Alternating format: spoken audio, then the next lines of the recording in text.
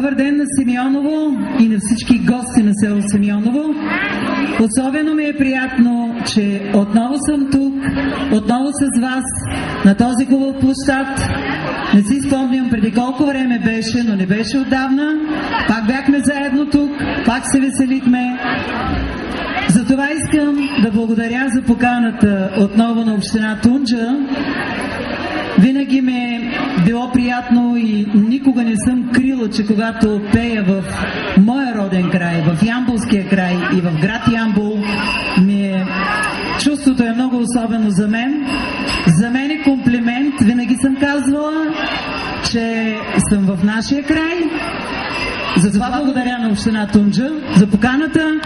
Скъпи приятели, искам да ви пожелая да сте живи и здрави, да имате повече такива поводи за веселие, да бъдете силни, да бъдете търпеливи за всяко едно нещо, защото в крайна сметка всичко се оправя. Ето, един такъв хубав ден като днешния може да заличи всички тревоги и такива проблеми.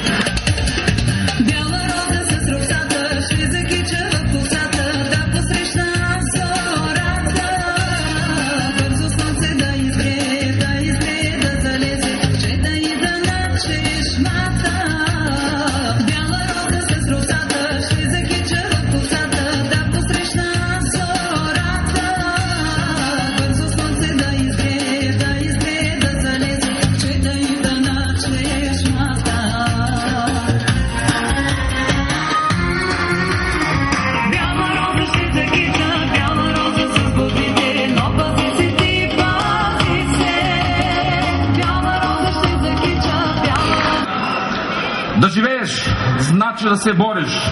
Ровът за свобода, свободният за съвършенство, казва Яне Сандански. Категорично можем да заявим: днес община Тунджа е една общност и територия на свободни хора. Свободни по дух, творчество, енергия за постигане на нови успехи и още по-добро бъдеще.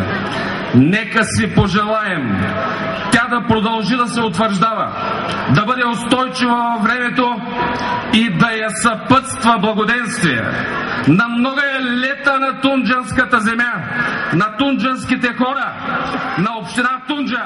Честит празник! Сега искам да поканя тук госпожа Даринка Кръстева и Мария Бонева от Балканика Арт, за да обявят победителя и да връчат голямата награда от страна на организаторите от Балканика Арт — екскурзия до Гърция. Добър вечер на всички вас, тунджанци.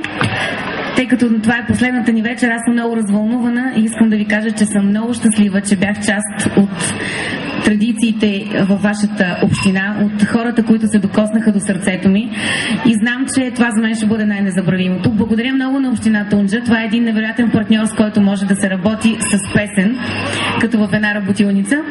И искам да ви кажа, че момичето, което спечели, се казва Антония Колева. Тя е от Ямбол, за жалост живее във Варна, но тя отива на екскурзия в Гърция. Аплодисменти за Мария, за Дарина, за тези две сърцати дами, които със сигурност споделиха вашето настроение и създадоха още малко трепет във вашия празник.